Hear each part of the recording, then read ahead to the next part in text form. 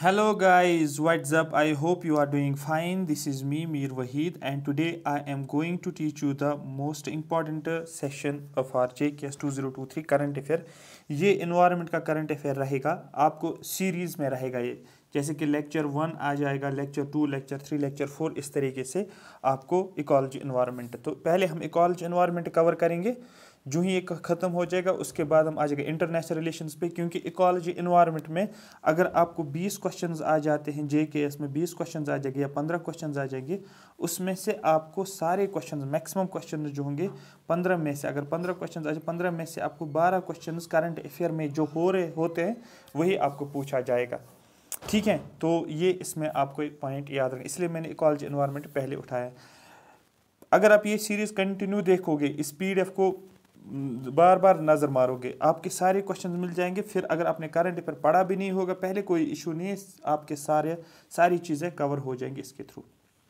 चलो हम स्टार्ट करते हैं। सबसे पहले जो है हम बात करेंगे ईस्टर्न स्वैम्प डियर। इस पे क्वेश्चन जनरली पूछा जाता है। ईस्टर्न जो भी करंट अफेयर है, कोई भी पॉइंट आपको मिस नहीं करना है, क्योंकि ये ऑलरेडी शॉर्ट किया हुआ है, इसमें कोई पॉइंट आप मिस नहीं करोगे। ईस्टर्न स्वैम्प डियर की अगर हम बात करेंगे तो ईस्टर्न स्वैम्प डियर कहाँ पर है, आपको बोला काजीरंगा नेशनल पार्क में हमें देखने को मिलता है। दूसरा पॉइंट ये बोला जाता है कि काजीरंगा कहाँ पर है, आपको बोला काजीरंगा नेशनल पार्क जो है आसाम में है। मतलब ये है कि अगर आपको क्वेश्चन पूछा जाएगा, आपको एक साइड से नेशनल पार्क का नाम दिया जाएगा, दूसरे स्टेट्स का नाम दिया जाएगा, आपको सीधे पता चलेगा काजीरंगा नेशनल पार्क कहाँ पर है, आसाम में। और इस काजीरंगा नेशनल पार्क में आपको ईस्टर्न स्वैम्प डियर देखने को मिलेगा। ठीक है, ईस्टर्न स्वैम्प डियर को ही बारहसिंगा का नाम दिया जाता है। तो बारहसिंगा जो है ये काजीरंगा में आपको देखने को मिलता है, और इसका IUCN स्टेटस जो है दैट इज इंडेंजर्ड कैटेगरी। तो आपको पता होना चाहिए कौन सी स्पीशीज जो है, कौन सा एनिमल जो है किस कैटेगरी में IUCN, international union for conservation of nature and natural resources, ये हम आगे पढ़ेंगे, बट अभी ये कैटेगराइजेशन किस में रखने, इंडेंजर्ड। तो आपको क्वेश्चन पूछेगा विच of the following species is an endangered, critically endangered, vulnerable, ये आपको लिस्ट पता होना चाहिए। उसके बाद नेक्स्ट अगर हम बात करेंगे स्पीशीज, ये सारी स्पीशीज न्यूज़ में थी। ठीक है, चीता की बात करेंगे।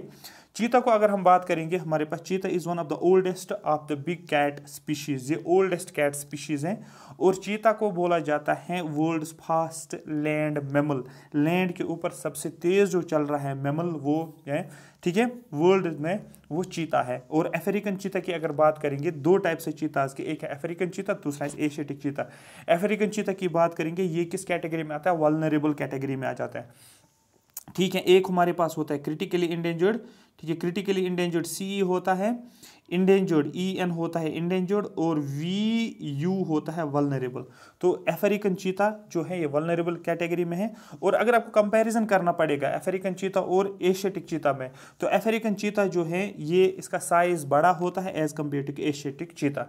तो एशिया और अफ्रीका वाला चीता कंपेयर करोगे तो अफ्रीका वाला चीता बड़ा है और एशिया वाला चीता छोटा है, ये आप याद रख सकते हो। उसके बाद अगर हम एशियाटिक चीता की बात करें, ये क्रिटिकली इंडेंजर्ड। देखो, आप जनरली आपको क्वेश्चन पूछेगा चीता किस कैटेगरी में आता है, लेकिन आपको देखना है वहां पर एशियाटिक चीता की बात करें या अफ्रीकन चीता की बात करें। अगर ये अफ्रीकन चीता की बात करें तो ये वल्नरेबल कैटेगरी में आता है। अगर एशिया में, जो इंडिया की जनरली हम बात करें, ये क्रिटिकली इंडेंजर्ड कैटेगरी में आता है। दोनों आपको पता होने चाहिए। फिर आपको अपेंडिक्स पता होती है, स्टीज जो होते हैं अपेंडिक्स फर्स्ट में आ जाता है।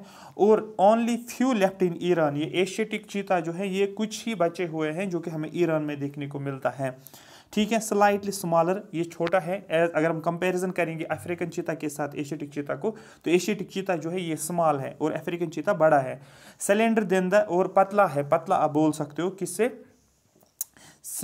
अफ्रीकन चीता से। Their neck is much smaller and cylinder, इनकी नेक भी पतली है और स्मॉल हैं, किनकी, एशियाटिक चीता की अगर हम बात करेंगे। तो ओवरऑल बिग साइज में अगर पूछा जाएगा तो आपको अफ्रीका वाला चीता बड़ा देखने को मिलेगा।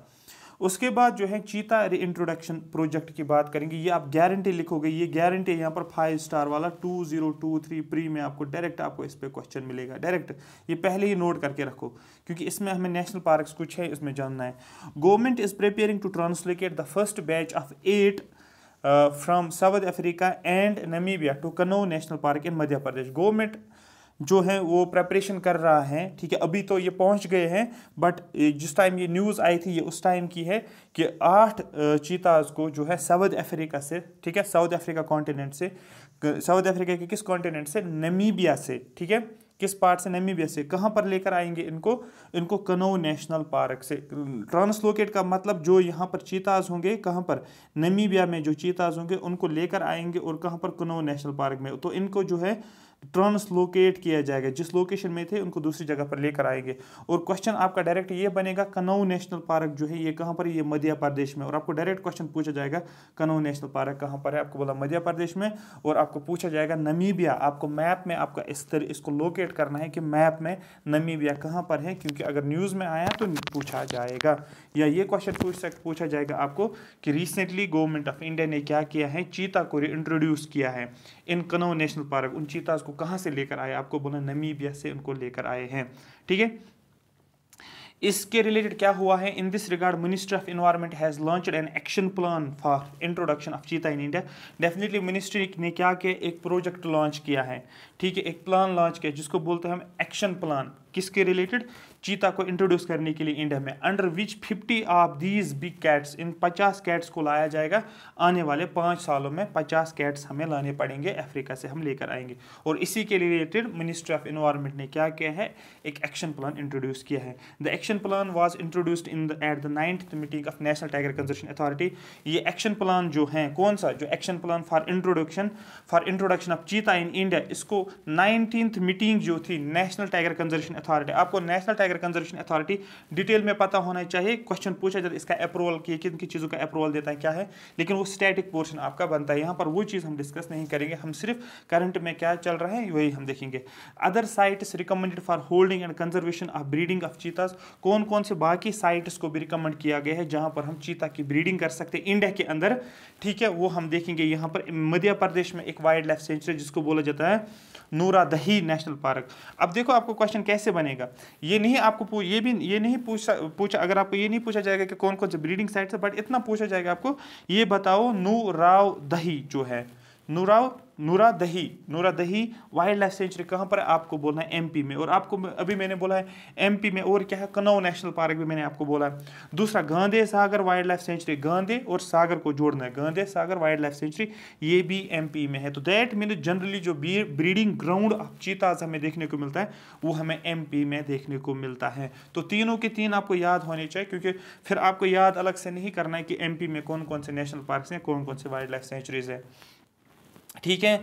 शाहगर बल, ठीक है, बल्ज जैसलमेर में राजस्थान में है। और एक और है मुकंदरा टाइगर रिजर्व, ये भी राजस्थान में। दो इंपॉर्टेंट फिर से आप याद रख, क्वेश्चन अगर पूछा जाएगा मुकंदरा टाइगर रिजर्व कहाँ पर, आपको बोलना राजस्थान में। आपको बोला जाएगा शाहगर कहाँ पर है, आपको बोलना ये भी राजस्थान में है, ठीक है। ये दो मोस्ट इंपॉर्टेंट स्पीशीज थे, इसलिए आपको ये चीज़ पढ़नी थी। उसके बाद एक और इंपॉर्टेंट पॉइंट है जिसको बोलते हैं गिर लाइन्स। गिर लाइन्स का दूसरा नाम आपको बोलते हैं एशियाटिक लाइन्स भी आप बोल सकते हैं। किस कैटेगरी में आता है, सबसे पहले आपको बोला IUCN की इंडेंजर्ड वाली कैटेगरी में आता है। तो आपको क्या करना है, अब आपको लिस्ट बनाना है। लिस्ट में आपको लिखना है क्रिटिकली इंडेंजर्ड, आपको लिखना है इंडेंजर्ड, और आपको लिखना है वल्नरेबल। और फिर जो जो स्पीशीज है उनको नीचे नीचे आपको लिख कर जाना है। जब एग्जाम आ जाएगा उसको रिवाइज करना है, आपका हो जाएगा काम, ठीक है। गिर नेशनल पार्क की बात, गिर लाइन्स की बात करेंगे। Endangered species schedule first of wild life protection, इसको बोलते हैं wild life protection act of 1972।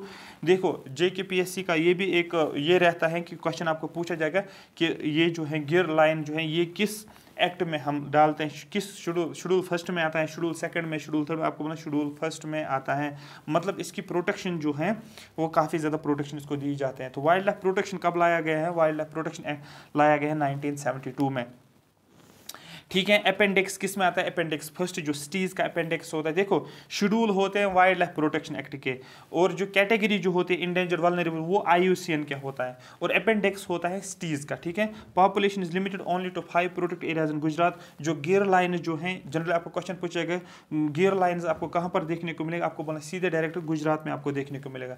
लेकिन गुजरात के किस नेशनल पार्क में, तो गुजरात के इंपॉर्टेंट नेशनल पार्क अगर आपको पूछा जाएगा गुजरात में कौन कौन से नेशनल पार्क हैं, आपको बोलना एक गिर नेशनल नेशनल पार्क हैं, दूसरा गिर सेंचुरी है, तीसरा पन्ना सेंचुरी, ठीक है, ये आपको पता होना चाहिए। तीसरा मितियाला सेंचुरी और गिरनार, ये सारी जो है कहाँ पर, गुजरात में। तो यहाँ पर आपको जिन जिन स्टेट्स की मैं बात कर रहा हूँ गुजरात के, उनके national park wild life sanctuary आपको कवर होती जा रही है। तो इसको मैं अलग से भी लेक्चर लेकर आऊँगा, वो स्टैटिक पोर्शन बन जाता है किस स्टेट में कौन सी नेशनल पार्क्स हैं, तो जनरली इंपॉर्टेंट वाली ही करनी पड़ती है। उसके बाद एक और स्पीशीज आपको पता होना चाहिए जिसको बोलते हैं इंडियन टाइगर और रॉयल बंगाल टाइगर के नाम से जाना जाता है, ठीक है। ये टाइगर स्पीशीज है जो नेटिव है इंडिया में, जो हमें इंडिया में देखने को मिलता है, जिसको बोलते हैं royal Bengal tiger. Largest population of Bengal tigers are in India, सबसे ज्यादा बंगाल टाइगर्स हमें इंडिया में देखने को मिलते हैं, but there are some small groups in Bangladesh, Nepal and Bhutan. देखो बंगाल टाइगर्स हमें बांग्लादेश में भी देखने को, नेपाल में भी, भूटान में, क्योंकि इंडिया के नेबर्स हैं तो वहां पर आपको जनरली देखने को मिलेगा ही, बट ज्यादा पॉपुलेशन हमें इंडिया में देखने को मिलेगा। इट में ऑल्सो भी present in areas of China and Burma, Burma का मतलब म्यांमार, क्योंकि ये इंडिया के नेबर्स हैं, क्योंकि फॉरेस्ट जो होते हैं वो ओवरलैप होते हैं, उन फॉरेस्ट में भी आपको देखने को मिलेगा। तो ये ऑलरेडी ये वाला पॉइंट जो है एग्जाम में पूछा गया है। कौन सा वाला point? India is home to about 70% of global tiger population. अगर पूरे वर्ल्ड में 100 टाइगर्स है ना, ठीक है, उसमें से 70 टाइगर्स आपको इंडिया में देखने को मिलेगा, मतलब वर्ल्ड में सबसे ज्यादा टाइगर्स इंडिया में आपको देखने को मिलेगा। ये क्वेश्चन ऑलरेडी पूछा भी गया है यूपीएससी में, ये आप यहाँ पर रख सकते हो, इसको सीधे आपको याद रखना, सबसे ज्यादा वर्ल्ड में पॉपुलेशन इंडिया में देखने को मिलते हैं। क्वेश्चन पूछा जाएगा कितना है, आपको बोलना है 70% पॉपुलेशन इंडिया में, मतलब मोर देन 50% आप बोल सकते हो। टाइगर्स को हम किस कैटेगरी में डालते हैं? फ्लैगशिप स्पीशीज और अम्ब्रेला स्पीशीज। स्टैटिक पोर्शन में आपने पढ़ा होगा फ्लैगशिप स्पीशीज क्या होती है, अम्ब्रेला स्पीशीज क्या होती है। इन 2020 में क्या हुआ? Tiger range countries pledge to double the number of tigers by 2022 which is the Chinese year of the tiger। तो ईयर 2022 में ये tiger range countries, overall 13 tiger range countries हैं, ये भी आपको पता होनी चाहिए। तो इन टाइगर रेंज कंट्रीज ने क्या किया है, एक प्लेज ली है, इन्होंने बोला कि हम जितने भी टाइगर्स हैं उन टाइगर्स को हम उनकी पॉपुलेशन डबल करेंगे। फॉर एग्जांपल अगर इंडिया में 50 टाइगर्स हैं तो उन इंडिया ने डिसाइड किया कि हम क्या करेंगे, 50 हम इसको 100 टाइगर्स करेंगे। फॉर एग्जांपल चाइना में 40 टाइगर्स थे, उन्होंने बोला हम टाइगर पॉपुलेशन को कितना करेंगे, 80 करेंगे। तो ओवरऑल ये आपको याद रखना है कि टाइगर रेंज कंट्रीज ने ये डिसाइड किया कि टाइगर की पॉपुलेशन को हम क्या करेंगे, डबल करेंगे, ठीक है। कब तक? 2022 तक, ठीक है। 2020 में इन्होंने डिसाइड किया है और 2022 तक इनको डबल करना था, डबलिंग ऑफ टाइगर पॉपुलेशन। तो यहां से मैंने एक एक्स्ट्रा पॉइंट मैंने आपको बोला है कि कितनी टाइगर रेंज कंट्रीज हैं, आपको 13 टाइगर रेंज कंट्रीज है। क्या इंडिया टाइगर रेंज कंट्रीज में आ जाएगा? आपके लिए एक क्वेश्चन है, आप कमेंट सेक्शन में लिखोगे क्या इंडिया टाइगर रेंज कंट्रीज में आता है या नहीं आता है। आपके लिए क्वेश्चन एक है, जो ये लेक्चर खत्म हो जाएगा आप सीधे कमेंट में लिखो यस सर ये आता है या नहीं आता है, वो आप लिखोगे। उसके बाद IUCN का किस कैटेगरी में आता है, रेड लिस्ट में, आपको बोले इंडेंजर्ड कैटेगरी में। India's population has doubled in 12 years since 2006। India की पॉपुलेशन जो है टाइगर्स की वो बढ़ गई है, ठीक है। डबलिंग पॉपुलेशन जो टारगेट जो था डबलिंग पॉपुलेशन का, इंडिया ने डबलिंग पॉपुलेशन जो है की हुई है, ठीक है। ये क्वेश्चन पूछा जाता है। All India tiger and mega herbivore estimation. अब क्वेश्चन है कि टाइगर्स को एस्टिमेट हम कैसे करते हैं, कितने टाइगर्स हैं, क्या हैं, ठीक है। अगर कहीं पर 100 टाइगर्स हैं उनको हम कैसे आइडेंटिफाई करते हैं कि कितने टाइगर्स इस एरिया में, कैसे काउंटिंग करते हैं हम टाइगर्स की। और इस पे एक क्वेश्चन पूछा जाता है, एम स्ट्राइप्स जो हैं, ये क्वेश्चन पूछा गया है already. M stripes is related to, आपको बोलना है ये टाइगर कैलकुलेशन या टाइगर काउंट या टाइगर एस्टिमेशन के रिलेटेड है। मॉनिटरिंग सिस्टम फॉर टाइगर्स, इसकी फुल फॉर्म क्या है? Monitoring system for tigers, intensive protection and ecological status for tigers count, tiger को काउंट करने के लिए। अब क्वेश्चन है जो ऑल इंडिया टाइगर एस्टिमेशन हम करते हैं ये कितने टाइम में करते हैं, कब हम करते हैं? हेल्ड वंस इन 4 ईयर्स, 4 साल में एक बार हम क्या करते हैं, इस टाइगर्स को काउंट किया जाता है। अगर हमने पहली बार टाइगर को काउंट किया है, टाइगर्स पॉपुलेशन को काउंट किया 2006 में, दूसरा कब होगा 4 साल के बाद, कब होगा 2010 में, तीसरा कब होगा फिर 2014 में, नेक्स्ट कब होगा 2018 में, नेक्स्ट कब होगा 2002 में आपको देखने को मिलेगा। तो दैट मीन्स ये डायरेक्ट आपको क्वेश्चन बनेगा कि जो हम टाइगर पॉपुलेशन कैलकुलेट करते हैं वो हम कब करते हैं, आपको बोलना 4 साल में एक बार। सबसे पहला वाला हमने कब किया है, आपको बोलना सबसे पहला 2006 में किया है, और लेटेस्ट वाला जो है वो 2022 में हमें देखने को मिलता है। और इस साल जो है 2022 में, मतलब पिछले साल आप जनरली बोल सकते हो, ये कौन सा वाला था, आपको बोलना ये फिफ्थ एस्टिमेशन था टाइगर पॉपुलेशन को काउंट करने के लिए।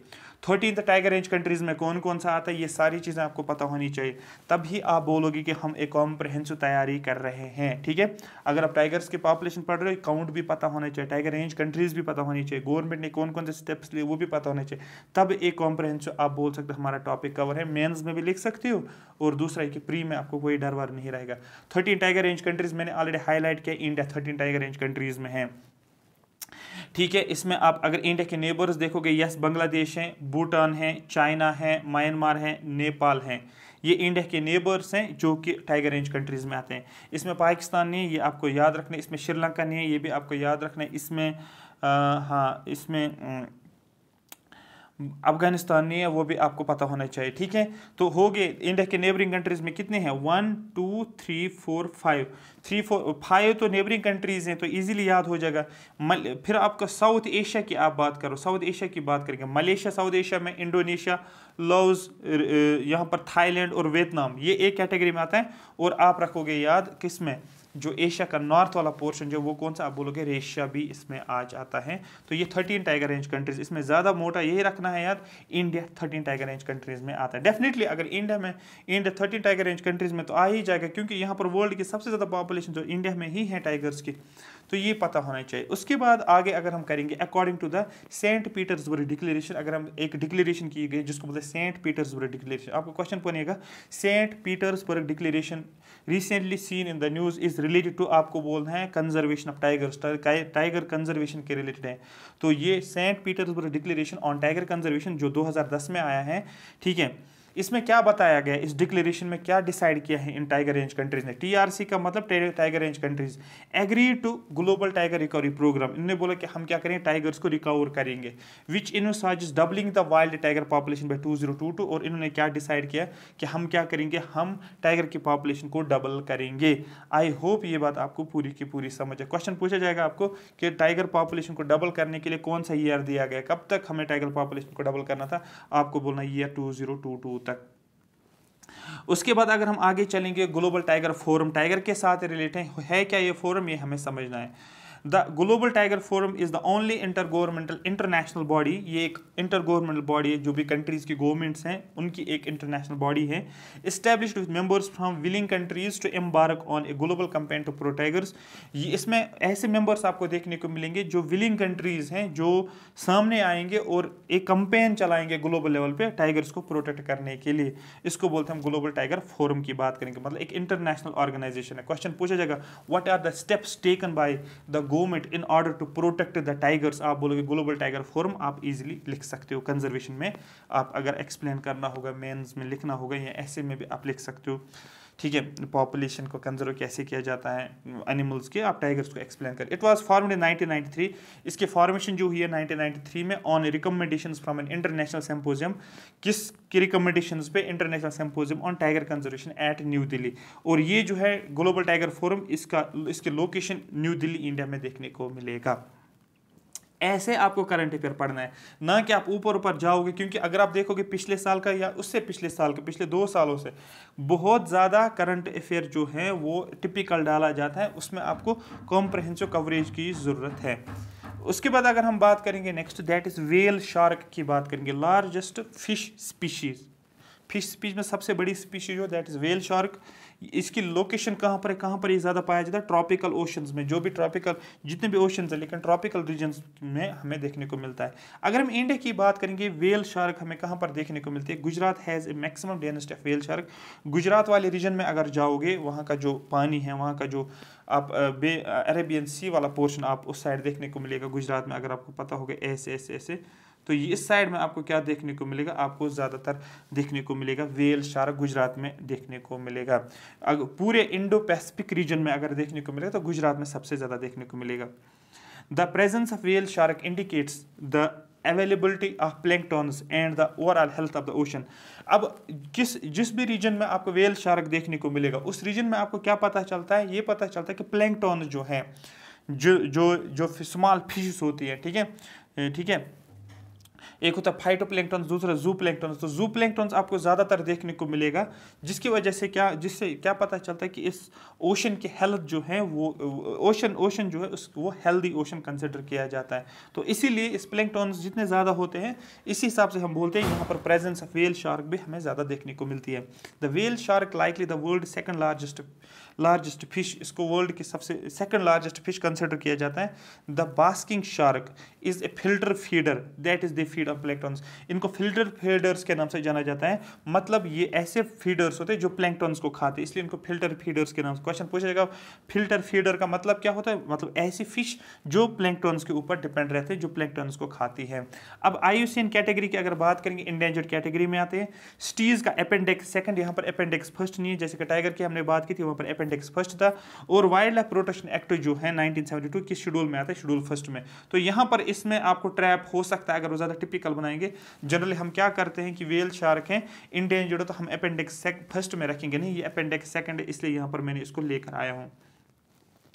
वाटर हाइसिंथ की बात करेंगे। वाटर हाइसिंथ का मतलब it is a free floating and flowering invasive aquatic plant originated from Amazon basin in south America. देखो सपोज ये हमारे पास ओशन है और इस ओशन में हमें क्या देखने को, पानी देखने को मिलेगा, या कोई लेक हमारे पास है, ठीक है।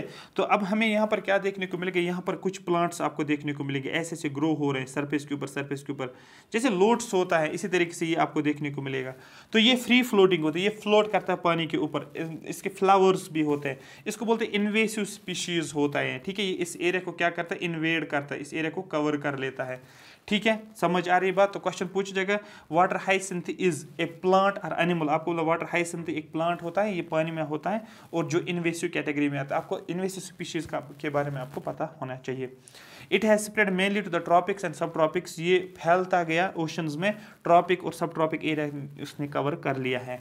By the end of 18th century तक इसने क्या किया, वाटर हाइसिंथ वाज इंट्रोड्यूस्ड, ठीक है। By the end of 18th century मतलब 1790s के आसपास, मतलब 1800 आप बोल सकते हो, 1700s के आसपास आपको देखने को मिलेगा, ठीक है। इसको कहाँ से लाया गया, ये स्पीशीज आया कहाँ से, water hyacinth was introduced in India. इसको इंडिया में लेकर आई लेडी, ठीक है, लेडी हार्डिंग्स। कौन, जो फर्स्ट गवर्नर जनरल जो था वारन हेस्टिंग्स जो थी, ठीक है, हेस्टिंग्स, लेडी हेस्टिंग्स। तो ये किसकी वाइफ थी, ये फर्स्ट ब्रिटिश गवर्नर जनरल। आपको पता है पहला ब्रिटिश गवर्नर जनरल कौन था यहाँ पर, वो था वारन हेस्टिंग्स, और उसी की वाइफ जो थी जिसका नाम है लेडी हेस्टिंग्स, और इसी ने इसको इंट्रोड्यूस। क्योंकि कभी ऐसे स्टेटमेंट्स पूछे तो आप हैरान हो जाओगे ये कहाँ से आ गया। तो वाटर हाइसिंथ को रिलेट किया जाएगा, लाया किसने इंडिया के अंदर, तो आपको पता नहीं, lady Hastings. Water hyacinth grows in all types of fresh water environments, ये जो जहाँ पर भी फ्रेश वाटर होता है वहाँ पर ये देखने को मिलता है। लेकिन इसी वाटर हाइसिंथ को अलग अलग नामों से जाना जाता है, जैसे कि अगर हम बोलेंगे टेरर ऑफ बंगाल, इंडिया के अंदर इसको टेरर ऑफ बंगाल भी बोला जाता है। क्वेश्चन पूछा जाएगा which the following is known as terror of Bengal, आपको बोलना है वो वाटर हाइसिंथ। इसी को बोला जाता है जर्मन वीड बांग्लादेश में इसको नाम दिया जाता है। जैसे कि अगर आप रिवर ब्रह्मपुत्र देखोगे, जब वो चाइना के थ्रू फ्लो करता है, उसके बाद इंडिया में फ्लो करता है, उसके बाद बांग्लादेश में फ्लो करता है, उसको अलग अलग नामों से जाना जाता है। एग्जैक्टली यहाँ पर भी ये वाटर हाइसिंथ अगर पाया जाता है, बांग्लादेश में इसको जर्मन वीड के नाम से जाना जाता है, और साउथ अफ्रीका में इसको फ्लोरिडा डेविल से जाना जाता है, और उसके बाद अगर हम बात करें इंडिया में इसको टेरर ऑफ बंगाल, और अगर जापान की बात करेंगे, सॉरी अगर हम श्रीलंका की बात करेंगे इसको बोलते हैं जापानीज ट्रबल। देखो आपको क्वेश्चन कैसे बनेगा, आपको बोला जाएगा water hyacinth also known as Japanese trouble, ठीक है। फिर नीचे ऑप्शन होगा is found in Sri Lanka, Japan. आप क्या बोलोगे, ये जापानीज ट्रबल है और हम जापानी करेंगे, नहीं, ये श्रीलंका में इसको जापानीज ट्रबल बोला जाता है। एक और आपके पास ये है टॉपिक है जिसको बोलते हैं living root bridge of Meghalaya. ये ऑलरेडी पूछा भी गया है, 2-3 साल पहले भी पूछा गया। लिविंग रूट 2021 में पूछा गया, यूपीएससी ने पूछा है कि living root bridge was seen in the news in which of the following state, ठीक है। तो नीचे दिया गया था, ठीक है, ऑप्शन में था मेघालय, स्टेट्स का नाम था, 4 स्टेट से ABCD, और उसमें वहाँ पर आपको देखने को मिलेगा। मैं आपको पढ़ाऊंगा, उसके बाद ये क्वेश्चन भी दिखाऊंगा लिविंग रूट ब्रिज पे कैसे क्वेश्चन पूछा गया, क्योंकि आपको हमेशा याद रखना। अब JKS वाले क्या करते हैं, ये आपको यूपीएससी ओरिएंटेड ही पेपर दे देंगे, हाई लेवल तो नहीं दे देंगे, बट उन टॉपिक्स को छेड़ेंगे ज़रूर। तो ये आपको याद रखना है, living root bridge of Meghalaya. A living root bridge is like an aerial suspension bridge. For example अगर ये रिवर फ्लो कर रहा है, हमने यहाँ पर क्या किया, ब्रिज एक बना लिया, ठीक है। ये यहाँ पर हमने ब्रिज एक बना लिया, सॉरी यहाँ पर हम बना लेंगे, यहाँ पर हमने एक ब्रिज बना लिया, ठीक है। अब यहाँ से यहाँ तक हमें जाना है, इस रिवर को क्रॉस करना है, तो हम यहाँ पर क्या करेंगे, हम यहाँ पर क्या करते हैं, एक लिविंग रूट ब्रिज बनाएंगे। रूट्स जो होते हैं यहाँ पर यहाँ से लेकर जाएंगे और यहाँ से इसको बांधेंगे, ठीक है। तो ये एक लिविंग, ग्रीन मैंने बनाया, ये लिविंग रूट ब्रिज।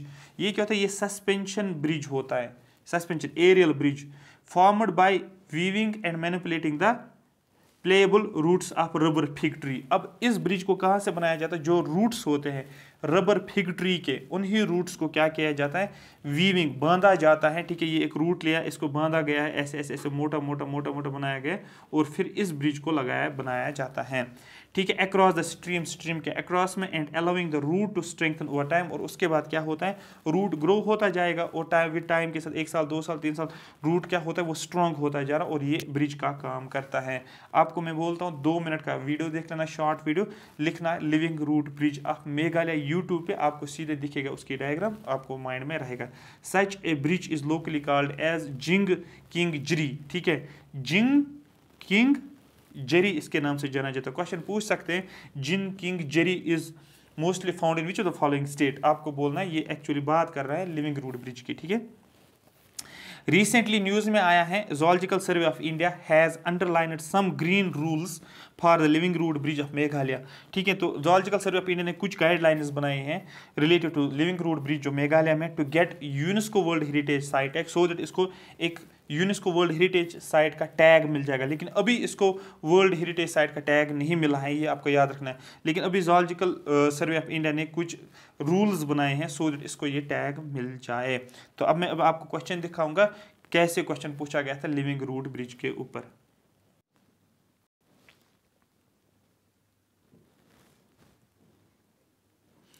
यहाँ पर आप देख सकते हो क्वेश्चन पूछा गया है। क्वेश्चन क्या है, in a particular region in India the local people train the root of living trees into robust bridges across the stream. As the time passes, these bridges become stronger. These unique living root bridges are found in, देखो कितना लंबा question है। Finally क्या पूछ रहा है, finally पूछ रहा है लिविंग रूट ब्रिज किस स्टेट में आपको देखने को मिलेगा। आप पहले ही टिक करोगे इसको, मेघालय में। तो इस तरीके से आपको चीज़ों को कवर करना कॉम्प्रहेंसिव तरीके से, मेरा कहने का मतलब ये है, ठीक है। क्लियर हो गया ये वाला। तो आपने ये क्वेश्चन देखा है, बहुत सारे जो भी अभी मैंने पढ़ा है ना, ये सारे क्वेश्चंस ऑलरेडी पूछे गए टॉपिक्स में। ये एक्चुअली आपको स्टैटिक भी कवर कर लेता और करंट में भी क्या चल रहा है। औरंग नेशनल पार्क की बात करेंगे, ये कहाँ पर है, ठीक है। सबसे पहले आपको पता होना चाहिए कहाँ पर, आसाम में। ये पहले काजीरंगा मैंने ऑलरेडी बोला था। तो औरंग नेशनल पार्क आसाम में है। स्टेट्स ओल्ड गेम रिजर्व यहाँ पर आपको देखने को मिलेगा। अब क्वेश्चन भी कैसे पूछा जाता है, ज़्यादातर जो नेशनल पार्क, ये सबको पता है ना, औरंग नेशनल पार्क आसाम में, लेकिन पूछा जाएगा आपको इस नेशनल पार्क के थ्रू कौन सी रिवर फ्लो होती है, ठीक है। रिवर इसके आसपास, अगर ये नेशनल पार्क यहाँ पर है, इस नेशनल पार्क के आसपास कौन सी रिवर फ्लो करती है, इसके थ्रू या इसके इस पे कॉर्नर्स पे, ठीक है, या इसके साइड्स पे या इसके बीच में कौन सा, या नज़दीक वाला रिवर कौन सा, आपको बोलना है रिवर ब्रह्मपुत्रा। ये बहुत ज़्यादा इंपॉर्टेंट है। अगर मैं ये बनाता हूँ, ये मैंने औरंग नेशनल पार्क बनाई, इसका नॉर्दर्न बैंक जो है ये वाला, यहाँ से आपको क्या देखने को मिलेगा, ठीक है, ब्रह्मपुत्रा रिवर के नॉर्दर्न बैंक से ये आपको देखने को मिलेगा। तो डायरेक्ट आपको याद रखना है ब्रह्मपुत्रा रिवर और आसाम, आपको पता होना चाहिए। अब इस औरंग नेशनल पार्क जो है, जो कि आसाम में, यहाँ पर आपको कौन सी स्पीशीज देखने को मिलते हैं, टाइगर एंड रिनोस। टाइगर आपको यहाँ पर देखने को मिले और रिनोसिरॉस जो होते हैं वहाँ पर आपको देखने को मिलेगा, ठीक है। Orang was recognized a tiger reserve, इसको एक टैग दिया गया है, इसको एक रिकॉग्निशन मिली है एज ए टाइगर रिजर्व। किसको, इस नेशनल पार्क को टाइगर रिजर्व का रिकॉग्निशन मिला है 2016 में। अब आगे अगर हम देखेंगे बाकी कौन कौन से नेशनल पार्क हैं आसाम के अंदर, Kaziranga national park, Manas national park, Nameri national park, Dibru Saikhowa national park बहुत ज़्यादा इंपॉर्टेंट है, रायमोना नेशनल पार्क, ये करंट ज़्यादातर न्यूज़ में था, रायमोना और दिहांग पाट का है। तो क्वेश्चन पूछे विच the following national park is found इन आसाम। आपको आसाम की पता होनी चाहिए, या अगर आपको आसाम के सारे पता है, वहाँ पर for example Jammu and Kashmir में पूछा जाएगा तो आप इनको एलिमिनेट करके वहाँ तक पहुँच सकते हो। अन्नामलाई टाइगर रिजर्व की अगर हम बात करेंगे तो अन्नामलाई टाइगर रिजर्व कहाँ पर है, तमिलनाडु। देखो अन्नामलाई ये तमिल नाम जैसा दिख रहा है ना, अन्नामलाई, तो तमिलनाडु है। तो Anamalai Tamil Nadu reserve is carved out of the Tamil Nadu portion of Anamalais. तो इसको कहाँ से हमने कार्व किया है, कहाँ से एक्सट्रैक्ट आप बोल सकते हो या बनाया है, आपको बोलना किस पोर्शन से, अनामलाइज के पोर्शन में, जो कि पार्ट है, ये अनामिल्स जो है ये पार्ट है केरला और तमिलनाडु का, और यहाँ से ही हमने एक नया टाइगर रिजर्व बनाया है जिसको हम बोलते हैं Anamalai tiger reserve. Question generally आपको बन सकता है कि अनामलाई टाइगर रिजर्व कहाँ पर है, आपको बोलना है इट इज फाउंड इन तमिलनाडु। इसी तरीके से एक और है बिलीगिरी रागन था स्वामी, ठीक है, रंगानाथा स्वामी, सॉरी, बिलीगिरी रंगानाथन स्वामी टेम्पल टाइगर रिजर्व, रंगानाथ, याद रखना, रंगानाथा स्वामी टेम्पल टाइगर रिजर्व। अब आपको बोला जाएगा रामानाथी टेम्पल टाइगर रिजर्व कहाँ पर है, आपको बोलना ये कर्नाटका में है, ठीक है, मैंने इसको हाईलाइट किया, क्वेश्चन पूछ सकते हैं। ये आपके टाइगर रिजर्व्स भी, आपके नेशनल पार्क्स भी कवर हो जाते हैं, यहाँ से आपके लिए एक कॉम्प्रहेंसिव तैयारी हो रही है। इसी तरीके से एक और जो न्यूज़ में था जिसको बोलते हैं कूलिक, ठीक है, जिसको बोलते हैं रायगंज बर्ड सेंचुरी, ये वेस्ट बंगाल में, वेस्ट बंगाल में आपको पता है कौन कौन सा होता है, वेस्ट बंगाल में आपको ठीक है कौन कौन सा, बहुत सारे नेशनल पार्क है वेस्ट बंगाल में, जैसे कि नियोरा नेशनल पार्क हैं, जैसे कि सुंदरबंस नेशनल पार्क है, ठीक है, तो बहुत सारे नेशनल पार्क हैं, लेकिन यहाँ पर हमें बर्ड सेंचुरी जिसको बोला जाता है कूलिक बर्ड सेंचुरी जिसको जनरली बोलते हैं, और ये कहाँ पर किस रिवर के ऊपर है, कूलिक रिवर के ऊपर देखने को मिलता है। कौन दुनिया, ठीक है, कौन दुनिया, ठीक है, वाइल्ड लाइफ सेंचुरी जो है, ओनली सेंचुरी, सिर्फ एक ही वाइल्ड लाइफ सेंचुरी जो कि आंध्र प्रदेश में आपको देखने को मिलेगा, और यहाँ पर आपको क्या देखने को मिलता है, एशियन एलिफेंट्स यहाँ पर देखने को मिलेगा। आंध्र प्रदेश मतलब यहाँ के आसपास आपको, ठीक है, कौन दुनिया वाइल्ड लाइफ सेंचुरी। उसके बाद एक टनल न्यूज़ में थी जिसको हम जनरली बोलते हैं सीला टनल प्रोजेक्ट, और इस सीला टनल प्रोजेक्ट को स्टार्ट किया गया था 2019 में, और सीला टनल प्रोजेक्ट कहाँ पर है, अरुणाचल प्रदेश में, तो नॉर्थ ईस्टर्न स्टेट के अरुणाचल प्रदेश में आपको सीला टनल प्रोजेक्ट आपको देखने को मिले। जनरली आपको जहन में क्या आएगा, ये टनल बनाई जाएगी जम्मू कश्मीर में या लद्दाख वद्दाख आपके जहन में क्या, नहीं, ये अरुणाचल प्रदेश, मैंने आपको इसको अंडरलाइन किया है। बाकी जो भी करंट है, बाकी जो भी हैं आपको मतलब आ जाएगा ऑर्डर में, सीरीज में, लेक्चर 1, लेक्चर 2, लेक्चर 3, और लिखा जाएगा आपको कि current affair, ecology, environment, lecture 1, lecture 2, इसी तरीके से, और आपके कम से कम 600 करंट अफेयर्स इकोलॉजी एनवायरनमेंट, तब ही आप जो है तैयार हो जाओगे इकोलॉजी एनवायरनमेंट को क्वेश्चन करेंगे। अगर 15 क्वेश्चन आते तो 15 क्वेश्चन में कम से कम 12 क्वेश्चन जो है सेट होने चाहिए, तब ही आपका क्वालिफाई हो जाएगा, क्योंकि ये एक प्रिलिमिनरी जेकेएस का एक ट्रिकी चीज़ बन गया है, ठीक है। Thank you so much for watching में, बाकी हम नेक्स्ट लेक्चर में हमको करेंगे। अगर आपको ये सेशन अच्छा लगा तो चैट बॉक्स में, कमेंट सेक्शन में आप ज़रूर मेंशन करोगे। दूसरा, इसका पीडीएफ जो है आपको Telegram channel Waheed service Telegram channel पे आपको मिल जाएगा, वहाँ से डाउनलोड करके उसको रिवाइज करो।